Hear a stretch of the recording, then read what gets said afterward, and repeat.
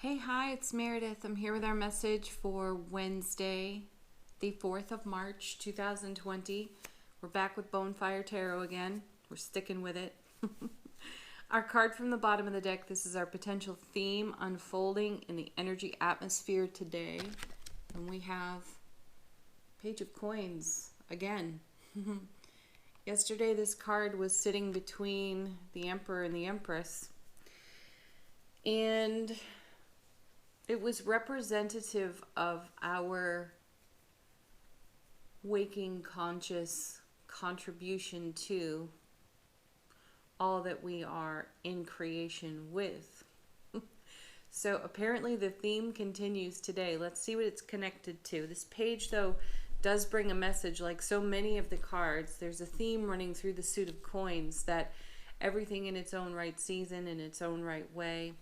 Get into allowing with the energy of it. It's a great way to participate rather than feeling some sort of impatience, because this suit has what appears to be a slower moving energy. So, to feel greater harmony, to feel a part of the process rather than waiting, we move into allowing. Sometimes allowing is stillness. It feels deliberate and intentional, though, and that is much more loving, kind, and compassionate to our waking conscious awareness. The ego becomes less engaged when we are in participation with allowing. Coming with our page is the Queen. Beautiful progression there. Same suit.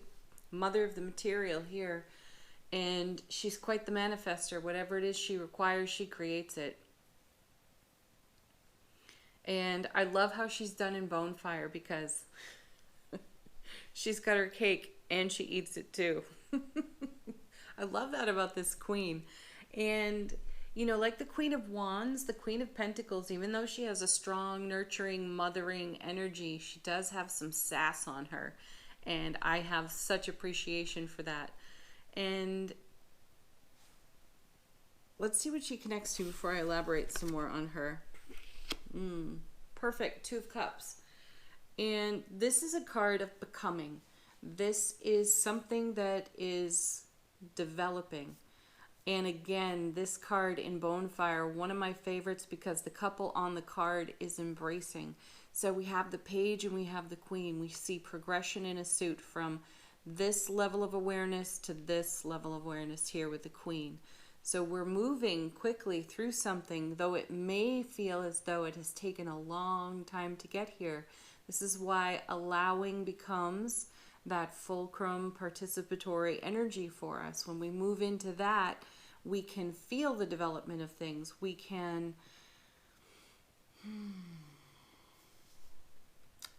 savor the process of something in development. God, the language feels so limited. And that's just it, though. That is in the essence of the energy that's unfolding in the atmosphere. It's tangible. It's felt, which is why we're seeing Pentacles here. It is something we can really put our hands on now, though we may not be able to speak of it as succinctly as we might like. Articulation becomes difficult because this is or potentially difficult because this is a feeling realm here. And the Two of Cups is all about bonds that strengthen. So this is energy weaving together. And here the couple on this card, they're embracing. So they've joined, they've connected. And this is something for us to celebrate, even if we do not see evidence of, we're feeling evidence of. So go into savoring, cherishing, treasuring what you're feeling, and then be in allowing for that. It will expand for you. Ooh, I felt like Yoda there for a moment. Next card. Well, just to back that message up, we now have the Seven of Coins. How sweet for us. This is fruit on the vine, so you can see it. It is tangible. You can even touch it. but it's not quite ready.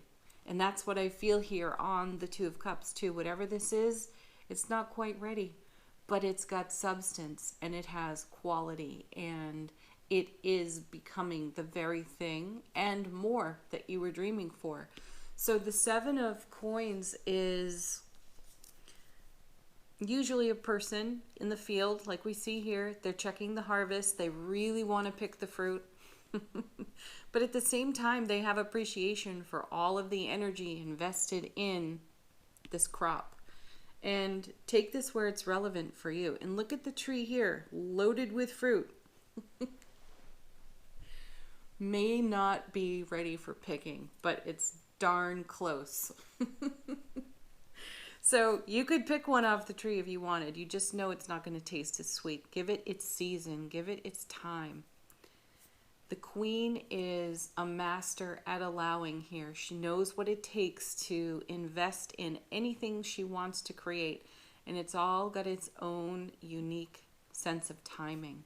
So to be present in your heart space, to see your own, witness your own participation in the process, it's something to be celebrated. We've seen the Eight of Coins a lot lately, and when we see that card, we know that things can begin to feel a little bit challenging, and we do want to throw in the towel. This is not the time to do that. You're just so much closer than you think. And in yesterday's reading, I really do feel this is a continuation of that. But in yesterday's reading, our spirit animal was the possum. And a really dear friend of mine gave me some info on possum. And one of its messages is how things can look, it looks like nothing's happening, but everything's happening. And which is a message we've had in repetition lately as well. So stick with it and admire what's growing on the vine here, because it's carrying, it's developing all of the elements that you've contributed to it. So you keep doing what you're doing, and the universe will keep doing what it's doing, and reward to follow. I think this page was sitting next to the world between the Emperor and the Empress yesterday, so this is even more encouragement from that reading to this. And then we have the Emperor again. Look at this.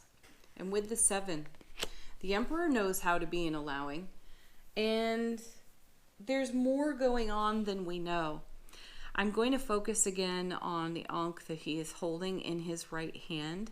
And this is a symbol on the card about life.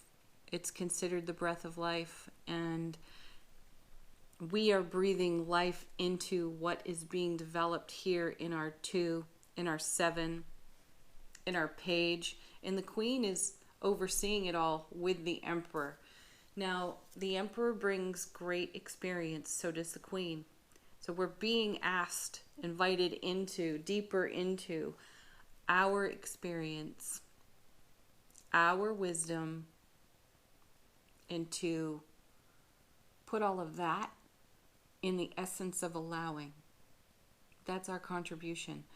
The Ankh there in his hand is also a card that speaks to being in more than one world, being in more than one reality, or channeling to the now, to the present, your experience of your collective soul experience. Think of that. If you want to bring in the totality of your soul's experience, you can channel that. What of that energy do you require at this time? Can you channel in the energy of allowing for yourself? Can you challenge yourself to come out of impatience and waiting and into the grace of allowing? These are no small words here. They have great power for us. And it's part of the reason language is a little bit limited in the moment, in the retrograde, because we're meant to be feeling into this and contributing our highest frequency of love possible. Yeah, that's what the Emperor does, and he does it like a master. So does the Queen. Next. Nine of Swords. And the ego worries like a freak. There it is. This is the thing to overcome. The Nine of Swords, it's what keeps us awake in the middle of the night. We've all been there, no judgment, you know. There are events that unfold in front of us, around us, because of us, and they can be unsettling. And again, this is a card I love in Bonefire Tarot because we've got a fork sticking into a rose, you know. Just stick a fork in it, stop. Come into your higher awareness, your higher sense of love. Bring yourself to the very greatest frequency of love that you can be and channel that into all that's unfolding in your world at this time. The feeling I have here is that some of us are focusing in a targeted way on one thing when there's a whole lot more going on. I wouldn't have been surprised to see the Knight of Swords in this reading because that energy is all over it. He's quite tunnel visioned, and that's what I feel here with the Nine of Swords. There's some tunnel vision going on. There's some toe tapping, some heavy sighs, some impatient waiting, you know. And meanwhile, all this beautiful energy is in development. It is becoming. It is ripening on the vine. And what's on the vine are the very things we've been holding in our heart, praying for, nurturing, tending, like a garden. And we're over here looking, you know, we're looking through our fingers, making binoculars out of them and staring at one thing, getting tunnel visioned, and then fussing, fretting, and worrying over that. We're being asked to open up our wings, open up our arms, open up our hearts, and yield to the energy of allowing and the love that we are, and to channel that into the present moment, because we are actually embracing the very things we've been dreaming about. We're holding them in our arms, close to our hearts. And yet our vision may be through distraction somewhere else. And then when we ponder or think upon the very things that we're actually holding in our hearts that are in development, we become more impatient. We think, that's not happening. I don't see it. I don't have evidence of it. It's not here right now in my hands. And the cards are telling you it's so darn close. The energy has woven together. The bond between you and whatever it is has come together. So bring your attention there in an expansive way. Stop talking to yourself even. Come into silence. And perhaps if you've been sharing some of the whining and complaining that goes on from the ego, and again, I'm not judging you. We all know what that voice sounds like. I've heard it plenty from my own self. This requires love, not more complaining or commiserating, because that is creating misery. And you see it on the card. That's not comfortable. Nobody likes sitting up at that hour in the night, staring through their finger binoculars at the one thing that they don't feel is settled or right on their foundation, while all this other stuff is settling and right and growing, becoming an abundance. So a little bit of a challenging message there. We are being challenged, and we find ourselves at the point of a sword. Even though we're not looking at too many swords here, but we've got 9 of them on one card. And we can find ourselves there. So challenge yourself into allowing. Challenge yourself into being the greatest frequency of love that you can possibly be, with grace and with ease. Grace and ease and allowing are going to open so many doors for you if you can expand into that energy. All right, angel answers. You know what to do. Allow these cards to confirm something, related or unrelated to this reading. Let it be a fresh message. or an answer to your question. Get more information. I love that. It's not a card we see often either. I'm going to put that with the Nine of Swords because this, whatever this is, requires more information, and expansively so. Bring your Emperor to it. Bring your Aries fire. Wherever Aries is in your chart, find it and bring that fire to it. And expand your vision. Open your arms. Open your heart. Yeah. Open your wings. Fly, baby. Next. Perfect. Be assertive. Yes. The Emperor would.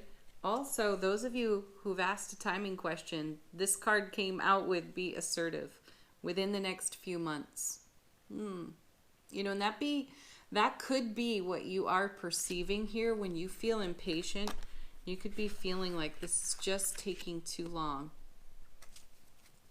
Well, that harvest is in its own perfect season, and it will blossom. It will ripen.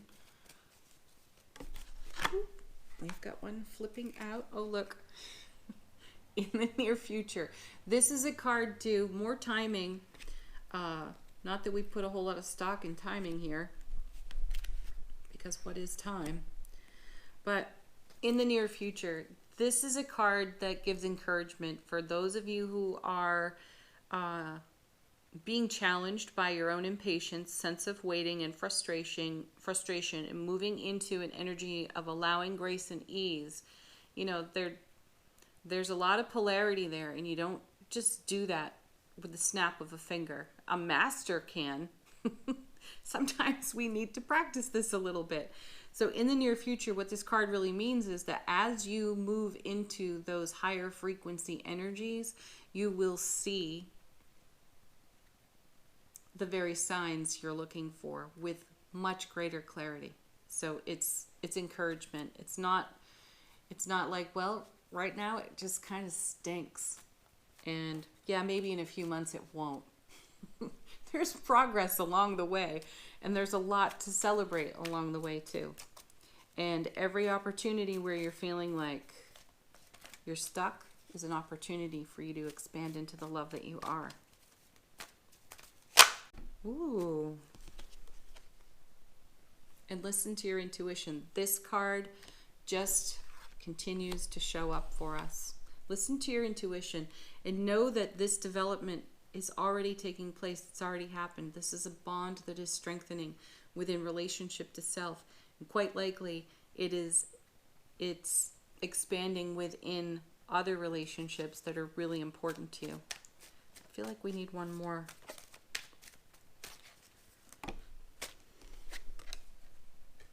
Yeah. Success. Hang in there.